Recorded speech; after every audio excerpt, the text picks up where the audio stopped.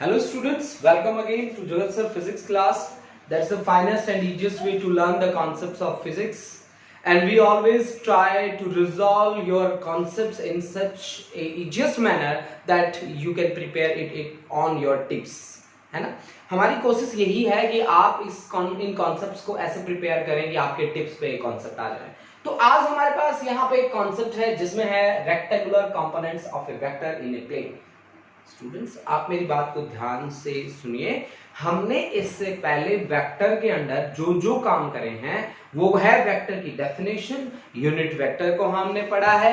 उसके साथ साथ हमने उससे जुड़ी हुई कुछ डेफिनेशन जैसे equal vector, negative vector, collinear, coplanar, localise, non localise, ये डेफिनेशन पढ़ी हैं. उसके साथ साथ पोजीशन और डिस्प्लेसमेंट वेक्टर पढ़ा है. उसके साथ साथ ट्रायंगल लो, पैरेललोग्राम लो, पॉलीगन लो हमने पढ़ा है. उनके एनालिटिकल ट्रीटमेंट्स हमने पढ़े. और सबसे इंपॉर्टेंट जो मुझे लगता है वो है लेमीज थ्योरम, जो हमने इस चैप्टर में रीड किया है. तो स्टूडेंट, आज हमारे पास है एक वेक्टर को तोड़ना, ब्रेक करना, and that we will study under the article. That article is rectangular components of a vector in a plane. ठीक है, चलो हम स्टार्ट करते हैं रेक्टेंगुलर कंपोनेंट्स के. स्टूडेंट्स, हमारे पास यहां एक पोजीशन वेक्टर है OP, दैट इज R. ठीक है, P is the position of any particle in a plane. Plane हमेशा 2 डायमेंशन में होता है. This thing you have to keep in mind. मेरे पास है x एक्सिस और दूसरा मेरे पास है y axis. Along x axis I have considered I cap as the unit vector. Along y axis I have considered j cap as the unit vector. And also let OP is equal to r vector. OP किसके equal है? r vector के equal है. Now let us consider OP makes an angle theta. OP makes an angle theta with horizontal axis. है ना? OP किसके साथ angle बनाता है? थीटा एंगल बनाता है. अब आप मेरे को एक बात बताओ कि इसका x कंपोनेंट कितना होगा? यहां से पैरेलल लाइन ड्रॉप कर दीजिए. Parallel, this is the x component. Parallel किसके चले हो आप? y के. This OQ is the x component, यानी कि दिस इज RX. ठीक है, ये x एक्सिस के अलोंग है, तो इसको मैं लिख रहा हूं x कंपोनेंट. ठीक है ना? अगर मैं वेक्टर चाहता हूं तो x इंटू आई कैप, है ना? In similar way this is the y component, this is y component, this is y into j cap direction के साथ. तो rx की वैल्यू क्या रहेगी आपके पास? अगर मैं इस ट्राइंगल से देखूं OPQ, and triangle OPQ triangle से देखिए, मेरे को क्या चाहिए? मेरे को चाहिए OQ क्या है? Base upon hypotenuse. Base upon hypo क्या होता है बच्चों? Cos. This is cos theta.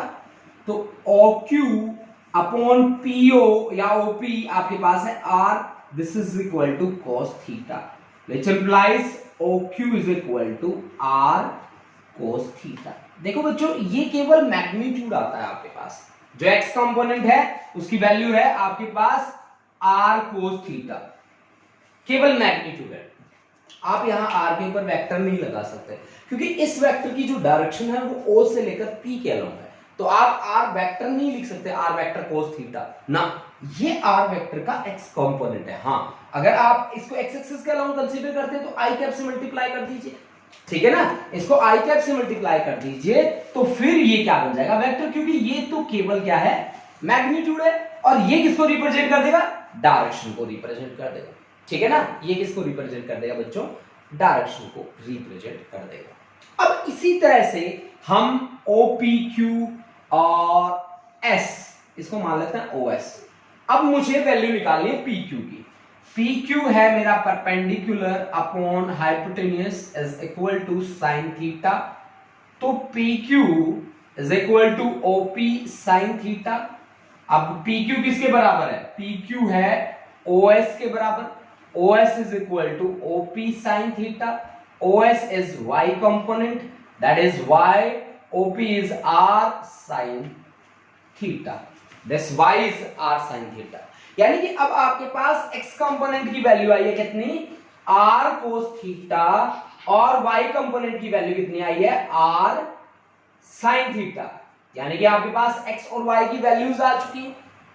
अब आप मुझे बताइए यहां से देखिए कि r वेक्टर को आप कैसे लिख सकते हो r vector is equal to r vector as a function of x and y। In this situation I can write r vector as equal to x into i cap plus y into j cap, है ना, लिख सकते हैं ना आप लोग, बहुत easily ऐसे लिख सकते हैं। ठीक है, अब आपको x और y का पता है, आप tan भी निकाल सकते हैं। टेंजेंट का मतलब है स्लोप ऑफ दिस लाइन, यानी कि टेंजेंट थीटा अगर मैं आपसे पूछूं तो क्या रहेगा इस ट्रायंगल में, इस ट्रायंगल में perpendicular PQ upon base OQ। अब PQ की वैल्यू अभी अभी आपने निकाली है, PQ किसके इक्वल है, PQ is equal to OS upon OQ।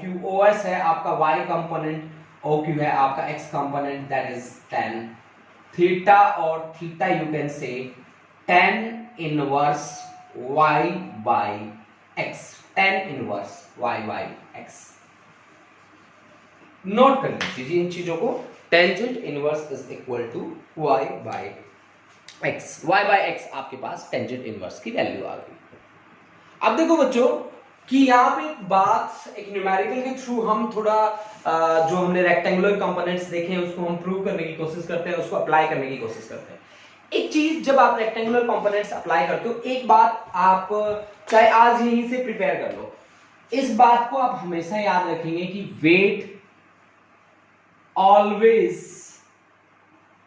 Acts vertically downward, acts vertically downward, downwards, weight हमेशा वर्टिकली डाउनवर्ड एक्ट करता है। ठीक है, अब आपको दिया है एक न्यूमेरिकल, उस न्यूमेरिकल में आपको क्या पूछा है उसके अकॉर्डिंग हम काम करके देखते हैं। बहुत इजीली हम वर्क करेंगे स्टूडेंट्स, और बिलीव मी आपको बहुत अच्छे से समझ में भी आ जाएगा। ठीक है, a mass of 2 kilogram lies on a plane making an angle 30 degree, making an angle 30 degree। अब देखो हमने क्या कहा, a mass of 2 kilogram lies on a plane making an angle theta की जगह हमारे पास है 30 डिग्री with the horizontal। ठीक है, resolve its weight along and perpendicular to the plane, take g is equal to 10 metre पर second square. देखो बच्चों हमें ये बात कही गई है कि प्लेन है जो हॉरिजॉन्टल के साथ एंगल बनाता है, कितना 30 डिग्री का एंगल बनाता है। ठीक है, a mass of 2 kilogram lies, ये है आपका मास 2 किलोग्राम। ठीक है ना, वेट क्या होता है, mass multiplied by acceleration due to gravity, and weight always acts vertically downward, weight always acts vertically downward. देखो मैंने यहाँ पे डायरेक्शन को रिप्रेजेंट कर दिया है कि weight always acts vertically downward. ये देखो हमने यहाँ पे weight always acts vertically downward, तो mg, दिस इज mg। ठीक है, अब आप मेरी बात सुनो, आपने ये एंगल जो दिया है वो 30 डिग्री दिया है। अगर मान लो कि यहां प्लेन के ऊपर होता है, ये मान लो आपका वेट है और ये इसकी डायरेक्शन है वेट की। ठीक है, अगर मैंने इसको ऐसे कर दिया तो अभी ऐसे ऐसे हो गया, तो इसके साथ एंगल कितना बनाएगा, जितना आपने यहां इंक्लाइन किया है, मींस यहां पे जो एंगल बनेगा वो भी कितना बनेगा, 30 डिग्री बनेगा। जो इसका एग्जैक्ट डाउनवर्ड है वो तो ये वाला है ना, एग्जैक्ट डाउनवर्ड तो है ना, इस प्लेन का एग्जैक्ट डाउनवर्ड क्या होगा ये, लेकिन वर्टिकली डाउनवर्ड क्या है ये, तो इन दोनों के बीच एंगल कितना बनेगा, वही जिस एंगल से ये इंक्लाइन, हर सिचुएशन में यही होगा बच्चा बाहर के। अब देखो जिसके साथ होता है एंगल उसको मिलता हमेशा cos component, this is mg cos 30 degree. ठीक है, और जो इसका परपेंडिकुलर ड्रॉप कर दीजिए, परपेंडिकुलर आपके पास ये हो गया, ये दोनों के दोनों एक दूसरे के परपेंडिकुलर, ये वाला और ये वाला परपेंडिकुलर है, this is mg sin 30 degree. अब आपसे क्वेश्चन क्या किया गया, resolve its weight along and perpendicular to plane. Along the plane, plane ये है, इस प्लेन के अलोंग, तो this is along the plane, along the plane, along the plane है आपके पास mg sin 30 डिग्री। m की वैल्यू है आपके पास कितनी, 2 किलोग्राम, g की वैल्यू 10 लेनी है, sin 30 की वैल्यू होती है हाफ। दिस इज 10, 100% श्योर है न्यूटन है। वेट की यूनिट भी न्यूटन होती है जी, याद रखना बच्चों। और perpendicular to plane, perpendicular to plane, perpendicular to plane है आपके पास इस प्लेन का perpendicular mg cos 30। This is mg cos 30 degree. m की वैल्यू है 2, g की वैल्यू है 10, cos 30 डिग्री की वैल्यू होती है √3/2। This is 10√3 Newton. This is the final answer students. ठीक है, तो हमने यहाँ पे क्या देखा, हमने यहाँ पे हमारे पास 2 किलोग्राम का मास था, उसको अलोंग द प्लेन देखा उसके कंपोनेंट को, और परपेंडिकुलर टू द प्लेन हमने देखा, उसको रिजॉल्व करने का तरीका भी हमने सीखा। अब देखो स्टूडेंट, अब जो मैं न्यूमेरिकल लेके आ रहा हूं उसको मैंने दो तरीके से सॉल्व करूंगा, एक लेबनिज थ्योरम, एक जनरल। ठीक है, तो आप इसको बड़ा ध्यान से समझें, बहुत ही ज्यादा हेल्पफुल होने वाला है वो न्यूमेरिकल। चलो मैं न्यूमेरिकल की स्टेटमेंट लिख देता हूं, आपका टाइम ज्यादा वेस्ट ना हो, इसके लिए मैं स्टेटमेंट पहले लिख देता हूं। देखो बच्चों, अब हमें एक न्यूमेरिकल दिया है कि a rope is stretched between two poles, ये दोनों के दोनों पोल्स हैं जो आपको दिख रहे हैं यहाँ पे। ए 50 न्यूटन बॉय, अच्छा पहले से आपको फोर्स दे दिया, तो weight always acts vertically downward, this is 50 newton, है ना। Hangs from it, find the tension in the two parts. एक बात मैं स्पेशल आपको लिख देता हूं ताकि आप फ्यूचर में भी याद रखें कि टेंशन की जो डायरेक्शन होती है वो टुवर्ड्स द सपोर्ट होती है, its direction is always towards the support, towards the spot, spot है ना, जो इसको सपोर्ट करता है ना उसी की तरफ होती है। जैसे कि इसको सपोर्ट कर रहा है इस रस्सी को ये, तो टेंशन की डायरेक्शन इधर इसमें यहां है, ये 30 डिग्री का एंगल बना रहा है, ये 15 डिग्री का एंगल बना रहा है। देखो जो sin 15 cos 15 की वैल्यूज मैं अब आपको बताऊंगा, हालांकि आपको याद कैसे करनी ये भी मैं आपको बताऊंगा। ठीक है, देखो sin 30 की वैल्यू कितनी होती है, sin 30 की वैल्यू होती है 1/2, तो sin 15 की वैल्यू कितनी होगी, उसकी हाफ कर दो 1/4। cos 30 की वैल्यू होती है √3/2, तो cos 15 की वैल्यू होगी √3/4। ठीक है, क्लियर है, हाँ जी ठीक है। अब देखो बच्चों, मुझे क्या करना है, पहला तो तरीका है मैं लेबनिज थ्योरम का यूज किए बिना कैसे इसको सोल्व करता हूं। ठीक है, चलो स्टार्ट करते हैं। पहली बात कि T1 ये एंगल 30 है, तो यहां से अगर मैं एक लाइन ड्रॉ कर दूं पैरेलल टू दिस लाइन ऐसे, तो ये एंगल भी कितना हो जाएगा, 30 डिग्री हो जाएगा, 30 डिग्री हो जाएगा। ये जो मैंने डार्क किया ना, ये वाला क्या हो जाएगा, 30 डिग्री हो जाएगा। अगर ये 30 डिग्री हो गया तो ये जिसके साथ एंगल होता है उसको कौन सा कंपोनेंट मिलता है, cos, T1 cos 30 डिग्री, और ये क्या हो जाएगा यहां पे, ये हो जाएगा T1 sin 30 डिग्री। हो गया, ठीक है। अब देखो बच्चों, ये वाला एंगल 15 है, तो यहां से अगर मैं ड्रॉ करूं एक लाइन, तो ये वाला एंगल भी कितना होगा, 15 डिग्री। अब जिसके साथ एंगल होता है उसको कौन सा कंपोनेंट मिलता है, cos, then T2 cos 15 degree, है ना। और यहां चला जाएगा इसका परपेंडिकुलर, ये T2 cos की जगह यहां पे परपेंडिकुलर कौन होगा, sin 15 डिग्री। हो गया जी।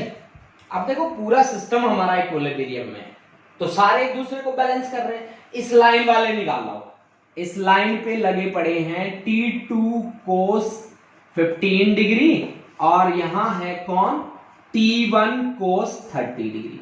तो 100% श्योर है, अगर अब ये इक्विलिब्रियम में है, इक्विलिब्रियम में है तो ये दोनों एक दूसरे को बैलेंस करेंगे, तभी इक्विलिब्रियम ऑफ रेस्ट पॉसिबल है, अदरवाइज तो फिर पॉसिबल ही नहीं है।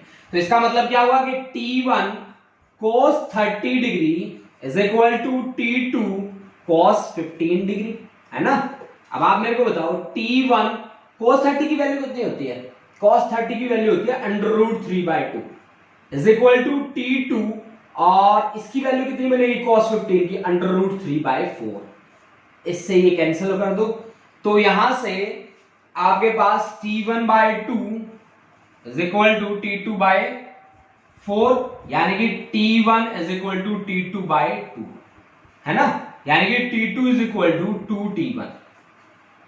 एक बात तो ये आ गई मेरे पास इक्वेशन नंबर 1 आ गई। अब आप देखो कि इसके वेट को कौन बैलेंस कर रहा है। वर्टिकली डाउनवर्ड वाले लेके आओ आप। वर्टिकल डाउनवर्ड में एक तो 50 न्यूटन की फोर्स लगी पड़ी है। Tension is nothing but a kind of force, tension भी एक तरह की फोर्स है। इसमें एक है भाई T1 sin 30 डिग्री और दूसरा है जी T2 क्या sin 15 डिग्री, ठीक है ना, ये भी इसी डायरेक्शन में। मतलब अगर ये इक्विलिब्रियम में है तो ये एक दूसरे को बैलेंस करना चाहिए, दोनों की डायरेक्शन अपोजिट है, यानी कि T1 sin 30 डिग्री जिनकी डायरेक्शन सेम है उनको ऐड कर दो, T2 sin 15 degree is equal to, किसके इक्वल होगा, अपोजिट में कौन है इनके, 50 न्यूटन फोर्स है। तो T1 sin 30 डिग्री की वैल्यू होती है भाई 1/2 प्लस T2 sin 15 की वैल्यू हो जाएगी nearly 1/4, this is equal to 50, है ना। तो अब देखो T2 is equal to 2T1, तो T1/2 प्लस T2 की जगह रख रहा हूं 2T1 divide by 4 is equal to 50। ये आ गया 2 2 जा 4, T1/2 यानी कि T1 इज इक्वल टू आ गया आपके पास 50 newton. T1 is equal to 50 newton, तो T2 इज इक्वल टू कितना आ जाएगा, T2 is equal to 100 newton. Nearly equal मैंने वैल्यू निकाली है बच्चों, T1 is equal to 50 Newton और T2 इज इक्वल टू हमने ये निकाल दिया 100 न्यूटन के नियरली इक्वल, ठीक है। तो इस तरह से हम वर्क कर सकते हैं। यहां पे मैंने जो वैल्यूज ली हैं वो ऑन एवरेज वैल्यू ली हैं बच्चों, ये बात आप याद रखना। मैंने एक एवरेज अजम्पशन बेस्ड वैल्यू ली हैं, उनका आप थोड़ा सा ध्यान रखना, sin 15 की cos 15 की। अब देखो दूसरा वे हम अप्लाई करते हैं। दूसरा वे है हमारे पास लेमीज थ्योरम, ठीक है। लेमीज थ्योरम के साथ कैसे काम करेंगे हम, देखो बच्चों हमारे पास यहां बेसिकली एक पॉइंट पे 3 फोर्सेस लग रही हैं, 3 फोर्सेस लग रही हैं, तो मैं लेमीज थ्योरम का कॉन्सेप्ट लेके आता हूं। अदरवाइज मैं लेमीज थ्योरम के कॉन्सेप्ट के साथ नहीं डील करता। जैसे यहां पे ये है, तो ये है इसकी वेट की डायरेक्शन, देखो ध्यान से देखो आप, वेट है इसका mg आपको दे रखा है, चलो 50 न्यूटन की एक फोर्स, ठीक है भाई। अच्छा यहां पे टेंशन T1 है, टेंशन है आपके पास यहां पे T1 और यहां पे है आपके पास टेंशन T2, यानी कि ये वो ऐसा पॉइंट है जिसपे 3 फोर्सेस लगी पड़ी है। O इज द पॉइंट, है ना। अब देखो T1 T2 इसको मान लो आप T3 के बराबर, मान रहा हूं मैं, ठीक है ना, मान रहा हूं मैं, ठीक है। अब देखो यहां जो एंगल आपको बता रखे हैं वो एंगल, ये वाला एंगल बता रखा है आपको कितना, 30 डिग्री आपने यहां से देखा था, और ये वाला एंगल आपने निकाल रखा है कितना, 15 डिग्री, ठीक है जी। अब आप मुझे एक बात बताओ कि T1 के अपोजिट कौन है, T2 और T3। T2 और T3 में एंगल कितना है, इसको मान लो अल्फा। T2 और T3 में जो एंगल है उसको मान लो अल्फा, तो अल्फा कितना होगा, ये मेरे को 90 दिख ही रहा है, तो 90 प्लस 15 दैट इज 105, है ना।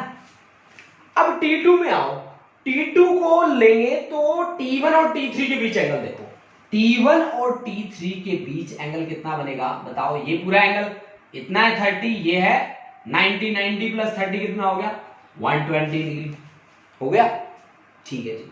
अब आप T3 पे आओ, T3 के लिए T1 और T2 में एंगल देखो, T1 और T2 में एंगल कितना है, केवल इतना है। अब ये कितना होना चाहिए पूरा कंप्लीट, अगर मैं इसको ऐसे रोटेट कर देता तो 180, तो 180 में से 30 सब्ट्रैक्ट कर दो, इधर से 15 सब्ट्रैक्ट कर दो, इन दोनों के बीच एंगल कितना आ गया 45, अगर मैं सब्ट्रैक्ट करूं तो 1 मेरे ख्याल से 135, ठीक है, 135 डिग्री है, ठीक है ना। तो ये आ गया अल्फा, इसको मान लो आप बीटा, इसको मान लो आप क्या, गामा, अब लेमीज थ्योरम क्या कहती है, वो तो सीधी सीधी सी बातें करती है। T1 अपॉन क्या sine alpha is equal to T2 upon क्या sine beta is equal to T3 upon क्या साइन गामा। तो T1 की वैल्यू मुझे निकालनी है, T1 upon sine alpha, alpha की वैल्यू कितनी है, साइन 90 प्लस 15 ही कर लेता हूं, ठीक है ना, 15 को कन्वर्ट कर लूंगा। This is equal to T2 upon sine beta, beta की वैल्यू कितनी है, साइन 90 प्लस 30 कर लेता हूं, ठीक है, बीटा की वैल्यू 120 है, इज इक्वल टू T3 की तो वैल्यू लिख देता हूं 50 divide by sine gamma, gamma की वैल्यू कितनी है, साइन 90 प्लस 45 है ना, 135 हो गया है ना, हाँ जी, 90 प्लस 45, ठीक है। अब देखो, अब मुझे क्या निकालना है, अब मुझे T1 और T2 की वैल्यूज निकालनी है। चलो ठीक है, इन दोनों को कंपेयर कर लो सबसे पहले T1 और T2 की वैल्यू के लिए। Sine 90 T2 upon sine 90 plus theta क्या होता है आफ्टर स्कूल, ये हो गया भाई आपका cos 30 डिग्री, ठीक है, which is equal to 50 upon ये क्या बनेगा आपके पास, ये बनेगा साइन की जगह cos 45 डिग्री, ठीक है ना, cos 45 डिग्री। तो आपके पास वैल्यू क्या आ जाएगी, वैल्यू आ जाएगी जी आपके पास T2 is equal to 50 upon cos 45 degree की वैल्यू होती है 1 अपॉन √2, तो √2 ऊपर आ गया, ठीक है, cos 30 डिग्री की वैल्यू होती है भाई 1/2, तो 50/√2 आंसर आ गया इसका, ठीक है, वहां हमने नियरली इक्वल वैल्यूज निकाली थी, ठीक है, 50/√2, ओके ओके। अब इसी तरह से T1 की वैल्यू भी निकाल लीजिए आप। T1 की वैल्यू क्या निकालेंगे, इन दोनों को कंपेयर कर लीजिए, कंपेयर करेंगे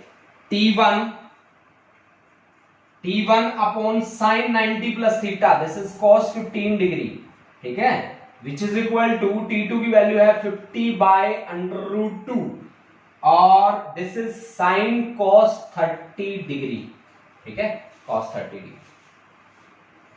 तो यहां से आपके पास T1 cos 15 degree, cos 30 degree की वैल्यू कितनी होती है, cos 30 डिग्री की वैल्यू होती है √3/2, तो √3/4 कर दिया मैंने यहां पे, दिस इज 50/√2, इसकी √3/2, तो 2 यहां पे आ गया इंटू 2, √3 से √3, 2 जा 4, यानी कि आपके पास T1 इज इक्वल टू आ गया 50 यानी कि 25/√2, this is the final answer.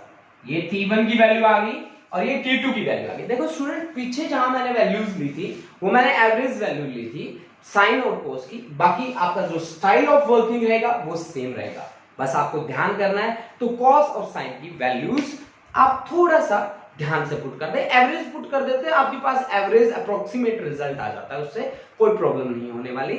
फिर भी आप एक बार साइन 15 और cos 15 की वैल्यू चेक कर लें और फिर उसके अकॉर्डिंग आप इसको सॉल्व कर लें। दिस इज द वे कि we can solve with the help of rectangular components or we can solve with the help of Leibniz theorem if there are three forces and these three are in equilibrium. Okay students, thank you students, have a nice day.